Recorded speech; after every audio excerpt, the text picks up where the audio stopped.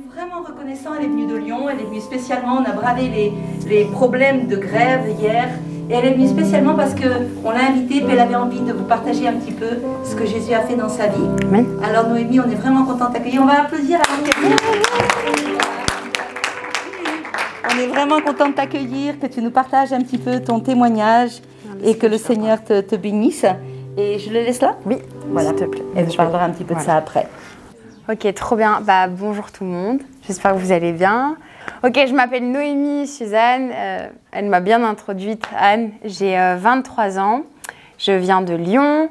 Qu'est-ce que je fais dans la vie? J'ai repris les études. Je fais un master en marketing digital. Et j'ai créé ma propre entreprise. J'ai créé aussi des réseaux sociaux sur lesquels je partage Jésus-Christ. Et je vais partager mon témoignage aujourd'hui avec vous. Je suis née dans une famille qui détestait Dieu. Mon père ayant reçu une éducation catholique très restreinte, très dure. Il a été assez, on va dire, frustré et peut-être traumatisé dans son enfance de ce qu'il avait vécu. Et donc, il a grandi avec cette haine pour Dieu.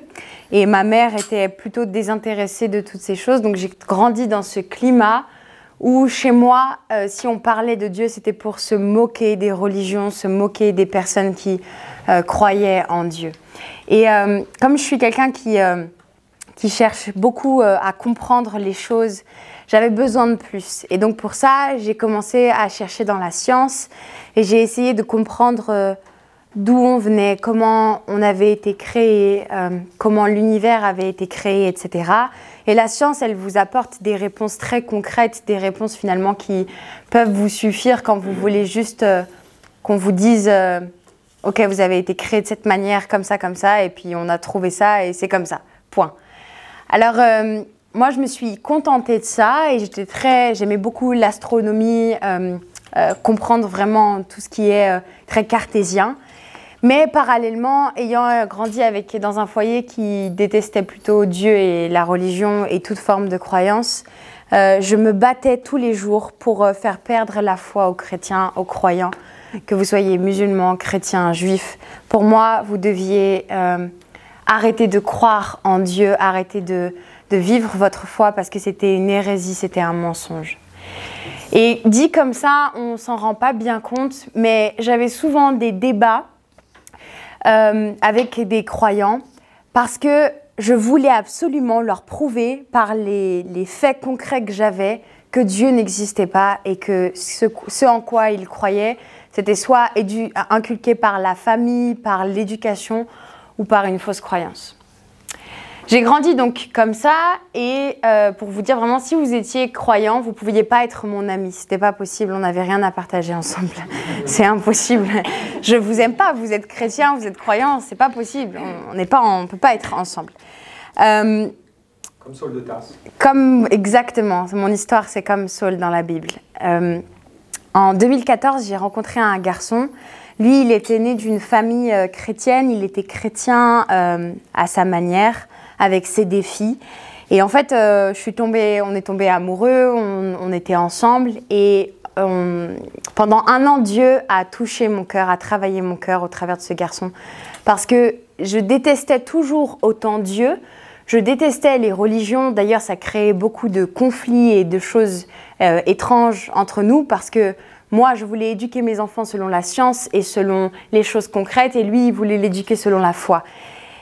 Mais Dieu travaillait mon cœur au travers de ce garçon. Il y avait un degré de haine qui était moins important qu'au début.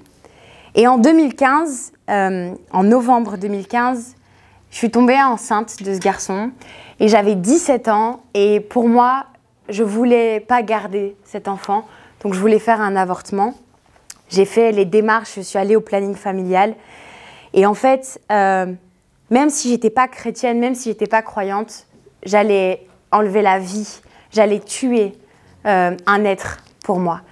Et je n'en ai parlé à personne, mais c'était quelque chose de très lourd à faire comme démarche. Et je sais qu'il y a beaucoup de femmes qui vivent ça, il y a beaucoup de situations diverses et variées. Mais un avortement, c'est pas anodin, ça vous marque même une fausse couche, ça vous marque.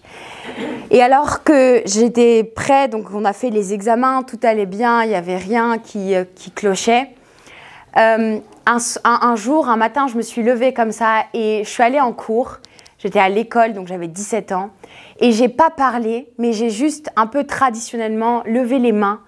Et dans mon cœur, j'ai dit, je ne te connais pas. Je sais pas qui tu es. Je sais pas si tu t'appelles Allah, si tu t'appelles Bouddha, si tu t'appelles Jésus. Mais ce que je sais, c'est que si tu changes ma situation, moi, je vais te chercher. Et en fait, 2 jours après, j'ai fait une fausse couche.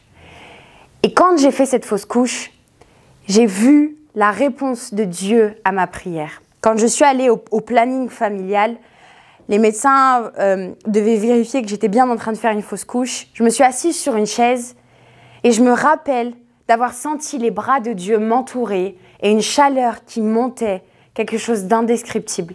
J'avais une paix comme je n'avais jamais ressentie et j'étais convaincue que Dieu était vivant, que Dieu existait, que c'était lui qui venait de répondre à ma prière.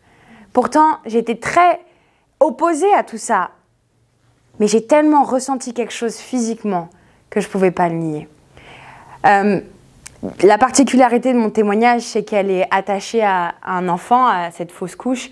Donc parfois, certaines personnes ne comprennent pas comment Dieu pourrait vouloir ça. Dieu ne veut pas la mort, Dieu n'est pas pour la mort. Mais Dieu s'est saisi de cette occasion parce que mon cœur était ouvert. Il s'est saisi de cette occasion pour me toucher. Parce que j'ai été pleinement... je me suis pleinement abandonnée à lui en lui disant mais si tu changes, si tu m'aides Seigneur, moi je veux te chercher, je veux savoir si tu existes ou pas. Et en fait, ma conversion, le miracle qui s'est passé dans ma vie, il était tellement impressionnant, ça m'a tellement pris le cœur que du jour au lendemain, je me suis convertie. J'ai pas réfléchi, j'ai pas mis beaucoup de temps avant de donner ma vie à Jésus. C'était vraiment le mardi, je pense ça, le mercredi, je deviens chrétienne. Et ça a beaucoup effrayé mes proches. Vous imaginez bien, avec une famille totalement athée et anti-Dieu. Mon père, quand il a appris que je m'étais convertie au début, je me suis beaucoup cachée. J'avais peur d'affronter le regard des gens. Et quand mon père a su que j'étais devenue chrétienne, pour lui, il préférait avoir une fille pas chrétienne, vraiment une fille qui je sais pas, est dans la, peut-être pas aussi autant, peut-être pas dans la drogue, mais quelque chose vraiment à l'opposé de la foi. Et quand il a appris que j'étais chrétienne, il m'a dit, je ne veux plus te parler, je ne veux plus que tu sois ma fille, je refuse que tu sois chrétienne. Et j'avais vraiment tellement vécu quelque chose de profond avec Dieu que j'ai dit, c'est pas grave, j'accepte, parce que moi je peux pas renier Dieu. Je ne peux pas revenir en arrière. Je sais ce que j'ai vécu, je sais le miracle que j'ai eu. Et le miracle de Dieu, c'est que 3 jours après, il est revenu vers moi et il m'a dit « Ok, tu sais quoi Noémie, c'est pas grave, peut-être 18 ans, j'avais passé le cap des 18 ans, tu fais ce que tu veux de ta vie, mais juste m'en parle pas. » Mon témoignage, il est assez atypique, mais ça révèle que même ceux qui vous persécutent aujourd'hui, puisque la majorité d'entre vous, vous êtes des chrétiens, c'est peut-être ceux, et c'est sûrement ceux qui demain deviendront vos frères et vos sœurs dans la foi. Mais tout a commencé parce que quelqu'un a prié pour moi. Parce que ce garçon est rentré dans ma vie et qu'il a demandé à Dieu de me sauver. Alors aujourd'hui, je me tiens devant vous et je ne passe plus mon temps à persécuter les chrétiens, mais je passe mon temps à convertir les gens. Maintenant, ceux que je voulais déconvertir et faire perdre leur foi, aujourd'hui, j'ai dédié ma vie à ça. Dans ce cheminement, et je crois que c'est important dans ces temps de le dire, au début j'ai refusé d'aller dans une église parce que je voulais absolument comprendre par moi-même et ne pas être influencée par quelqu'un ou par les propos de quelqu'un. Alors je ne voulais pas qu'on me parle de Jésus, je voulais vraiment vivre pleinement et écouter pleinement la voix de Dieu. Enfin, je lisais matin, midi, soir la Bible. Et à un moment donné, Dieu m'a poussé et m'a conduit à retourner dans une église, à aller auprès de référents, de pasteurs. Alors au début, pour moi, les protestants, c'était des sectes. Je ne me demandais pas pourquoi, on a plein de préjugés, on a plein d'a priori. Et je me disais, ok, je vais retourner chez les catholiques. Et puis, je ne voyais pas vraiment ma foi dans la foi catholique. Alors, je me suis dit, ok Seigneur, je vais chez les protestants. Et en fait, on s'en fiche de protestants, catholiques ou orthodoxes. Ce qui est important, c'est ce qui est basé sur la Bible. Et je me retrouvais dans ce que je lisais dans la Bible. Et Dieu m'a poussée à m'attacher à une église, à m'attacher à une communauté, à m'attacher à des frères et sœurs, à avoir un père dans la foi. Et ce qui fait qu'aujourd'hui, je suis qui je suis, c'est parce que j'ai été aussi encadrée. Je crois que c'est la finalité vraiment de ce témoignage, c'est que Dieu ramène qui il veut. Et moi qui ai persécuté les chrétiens, j'ai sûrement fait perdre la foi à beaucoup de chrétiens ou beaucoup de personnes qui étaient dans des doutes. J'ai juste appuyé leurs doutes. Aujourd'hui, je suis celle qui fait l'inverse, qui vient appuyer les doutes de « Et si Dieu existait ?» Oui, oui, il existe, mon frère, ma sœur, viens, on va parler ensemble de Jésus. Dieu est vivant. Il demande simplement à ce qu'on ouvre son cœur, simplement à ce qu'on soit sincère avec lui et il nous répond toujours, toujours. Même si vous êtes la pire personne, même si vous avez commis des fautes, on a tous commis des fautes, même si vous avez commis un meurtre, quoi que ce soit, Dieu répond toujours et il est toujours miséricordieux. Amen. Ok. Ils ont prévu beaucoup de temps pour moi, mais mon témoignage est en général plutôt court. Je voudrais juste rapidement parler de ce livre. Alison, elle est où, Alison? Elle est là, dans le fond, elle a édité ce livre avec moi. C'est 30 jours de marche avec Dieu et en fait, c'est 30 méditations, mais qui sont toutes inspirées de témoignages que j'ai vécus avec le Seigneur. C'est un livre qui permet d'encourager que vous soyez peut-être... c'est surtout pour des personnes qui sont plutôt nouvelles dans la foi ou plutôt jeunes, mais même pour les anciens, je suis sûre que ça vous parlera. Et en fait, ça fait maintenant 7 ans. C'est la 7e année que je me suis convertie. Je me suis convertie en 2015. Et je ne regrette pas une seule seconde le choix, le merveilleux choix que j'ai fait quand j'ai pris cette décision de prier et de m'en remettre à Dieu. La foi, c'est pas quelque chose de toujours facile et être chrétien, ça veut pas dire être totalement toujours dans la joie ou ne plus avoir d'épreuves, c'est un mensonge. Mais dans les temps dans lesquels on vit, la foi, elle sauve 2 fois plus parce que Dieu nous rassure, Dieu nous parle, Dieu nous montre la voie. Et donc, dans ce livre-là, vous pourrez avoir l'occasion de vraiment pouvoir marcher 30 jours avec Dieu et pouvoir vous recentrer sur l'essentiel. Amen. Est-ce qu'on peut faire ça? Est-ce que je peux demander s'il y a des questions, peut-être? Ok, est-ce que vous avez des questions? Est-ce que certains ont des questions à me poser? Allez-y. Ok. Comment tu as vécu l'annonce de ta conversion auprès de tes amis? Tous les amis que j'avais à l'époque, je n'en ai plus aucun. Aujourd'hui, en fait, j'avais certains amis qui s'étaient entre-temps convertis à l'islam. Donc, comme c'était mes amis depuis jeunes, j'allais pas les lâcher alors qu'ils étaient musulmans, juste parce qu'ils étaient musulmans. Mais quand je me suis convertie, ça a surpris tout le monde parce que personne n'aurait mis une pièce sur moi. J'étais l'amie à ne pas avoir quand on est chrétien, musulman ou juif, même quand on est croyant. Et en fait, j'avais tellement vécu un miracle avec Dieu qu'il y avait ce désir de dire « Ok, Noémie, tu ne peux pas garder ça pour toi. Tu as besoin de le partager. Tu dois le partager. Tu dois dire ce que tu as vécu avec le Seigneur. » Certains comprenaient et d'autres étaient beaucoup plus réticents à cause de mon témoignage sur la fausse couche. Mais ce qui est beau, c'est que peut-être qu'aujourd'hui, je n'ai pas les mêmes amis qu'à l'époque, mais Dieu a béni avec d'autres amis, d'autres personnes, une famille en Christ, quoi. Et il ne faut pas avoir peur, il ne faut pas avoir honte. J'ai une question. Oui. Comment t'es venu ton désir de partager ton témoignage sur les réseaux et comment ça s'est... En novembre 2015, quand je me suis convertie, j'avais beaucoup de questions. N'étant pas chrétienne de base, j'avais besoin de répondre à mes questions. Et je me suis dit, c'est obligé que je ne suis pas la seule à me poser ces questions. C'est obligé qu'il y a d'autres chrétiens nouveaux dans la foi qui se demandent comment on lit une Bible, par quoi on commence, je ne sais pas, toutes les questions auxquelles je me posais. Et j'ai dit, ok, je ne dois pas garder ça pour moi, mais je dois le partager sur les réseaux. Et et j'ai créé donc un compte. À l'époque, le compte s'appelait Like Jesus Christ, pour dire comme Jésus-Christ, ou j'aime Jésus-Christ, comme vous voulez. Et en fait, je ne montrais pas du tout mon visage parce que déjà, j'étais pas prête et j'avais juste envie de partager mon cœur. J'avais juste envie de partager les réponses que j'avais. Oui, sur Instagram. J'ai ouvert aussi un blog où j'écrivais en fait tous les témoignages que je vivais avec Dieu, tout ce par quoi je passais, les peines de cœur, les moments où Dieu m'a montré que je devais plus m'abandonner à lui, plus lâcher prise, que des fois je devais juste mettre en marche ma foi et pas réfléchir au pourquoi du comment.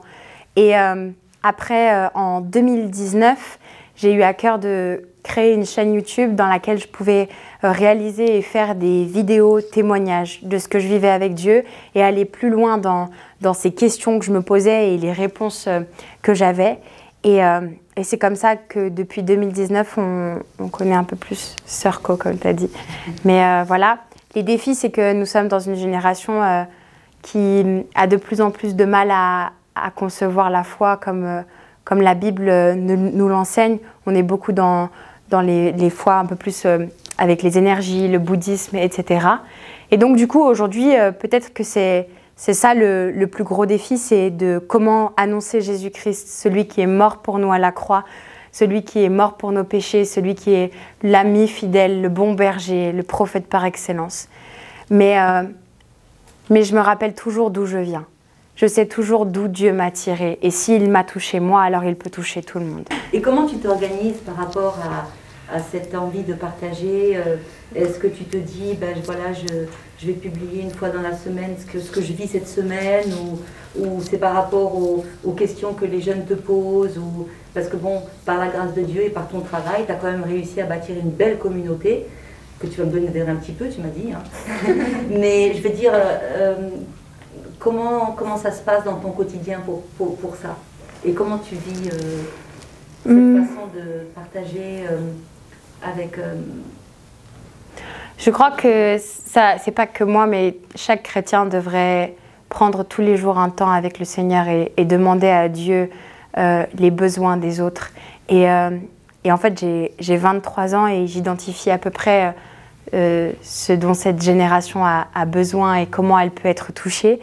Et je crois que c'est juste naturel.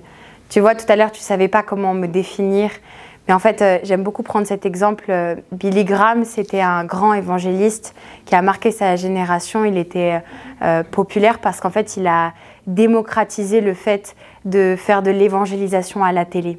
Et moi, j'ai démocratisé le fait d'évangéliser sur les réseaux sociaux.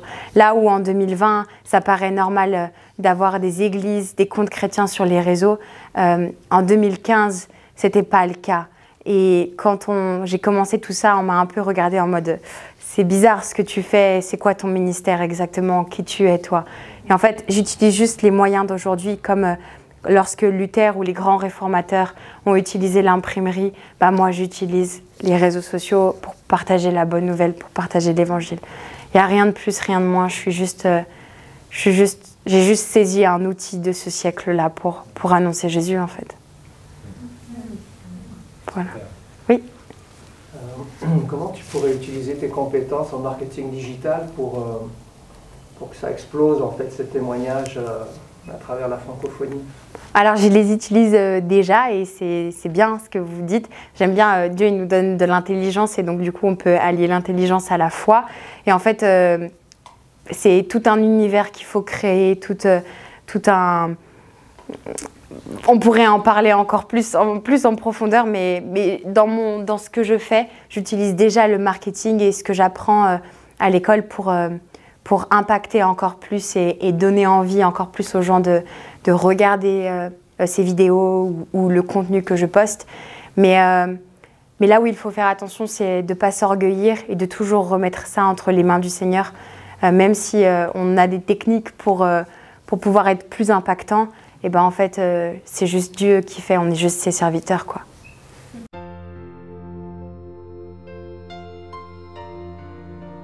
Le 2020 il a eu un impact de partout.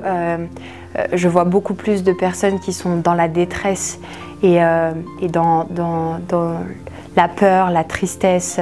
C'est des personnes qui ont vraiment besoin de Jésus encore plus. Et oui, les réseaux se sont multipliés en 2020, mais c'est pour ça que j'ai vraiment eu à cœur de dire que, tu sais, même si les gens se convertissent au travers des réseaux sociaux, ils ont besoin d'une église, ils ont besoin d'une communauté, d'être un corps. Mais bien sûr, on le voit, les églises explosent, les chrétiens explosent. En fait, tout le monde, les réseaux sociaux, c'est demain.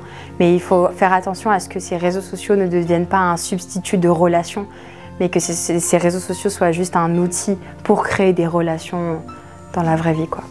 En tout cas, les gens se sont tournés plus oui.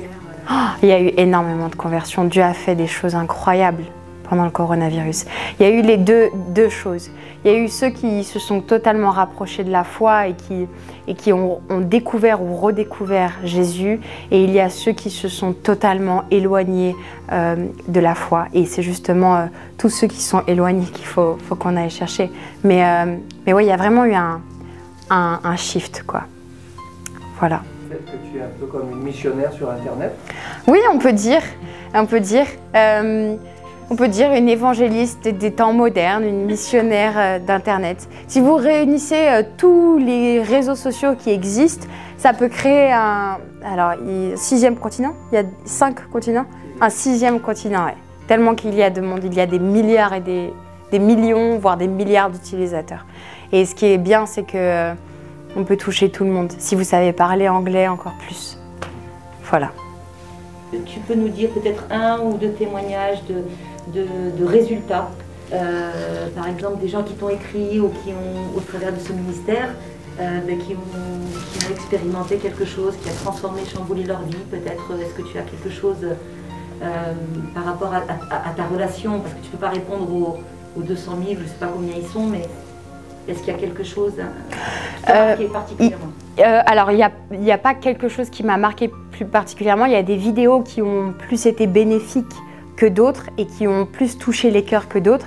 Mais c'est vrai que régulièrement, j'ai des témoignages de personnes qui soit étaient opposées à la foi comme moi et en entendant mon témoignage ont laissé une porte ouverte à Dieu pour toucher leur cœur, soit des personnes qui étaient dans certains avec le cœur brisé, d'autres avec des addictions qui ont été libérées grâce à ces vidéos.